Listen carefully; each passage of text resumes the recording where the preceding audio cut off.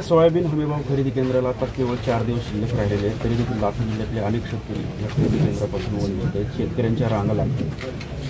मी गेली अनेक दिवसापासून सरकारने जी काही प्रक्रिया सोयाबीन खरेदीची ठरवली होती की ऑनलाईन रजिस्टर केलं पाहिजे, त्यांना त्या सरकारकडून OTP जाईल आणि OTP आल्यानंतर त्यांनी त्यांचा माल घेऊन खरेदी केंद्रावर यावं, ही प्रक्रिया जी आखली गेली.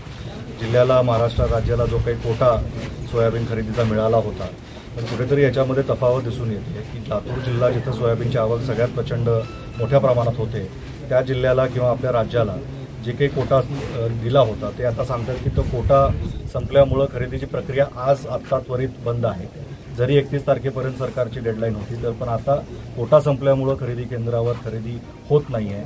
इथंही आपण परिस्थिती पाहिली की गेले 8 दिवस ज्यांना मेसेज मिळालेत फोनवर, ते आमच्या इथं अनेक शेतकरी आहेत ज्यांच्या मेसेजवर OTP आहे, ते 8 दिवस झालं इथं गाडी लावून बसलेत, तरी खरेदी होत नाही आहे. सरकारने याच्यामध्ये लक्ष घातलं पाहिजे. आम्ही मंत्री महोदयांनाही संपर्क करण्याचा प्रयत्न केला. ते सध्या कॅबिनेटमध्ये असल्यानंतर त्यांनाही आम्ही फोनवर विनंती करणार आहोत की प्रक्रिया OTP ज्यांना गेलेला आहे त्यांचा तरी माल ताबडतोब त्यांनी खरेदी केला पाहिजे. त्यांचं जे भाडं असेल किंवा त्यांचं जो नुकसान झालेलं आहे, 8 दिवस सरकारनं मेसेज टाकल्यानंतर त्यांचं नुकसान होतो.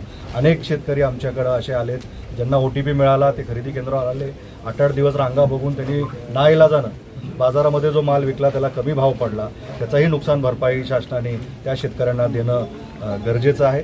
आणि ही प्रक्रिया त्वरित कुठेतरी सरकारनं परत चालू केली पाहिजे. आणि जोपर्यंत शेतकऱ्यांचा माल जो कोट्याने इथं दिला असेल किंवा तो कोटा वाढवला पाहिजे, तारखा पुढं त्यांनी रिलॅक्स केल्या पाहिजेत, की आज शेतकरी अडचणीत आहे. शासनाने आपली जबाबदारी याच्यामध्ये पार पाडली पाहिजे. आणि सध्या जिल्ह्यामध्ये मला वाटत नाही कुठल्याही लोकप्रतिनिधीचा विषय आणि स्थानिक आमदाराचं याच्याकडे लक्ष जात असेल, तेही इथं फिरकलेले नाही आहेत आणि कुठेतरी हे दुर्लक्षित कामकाज चालू आहे.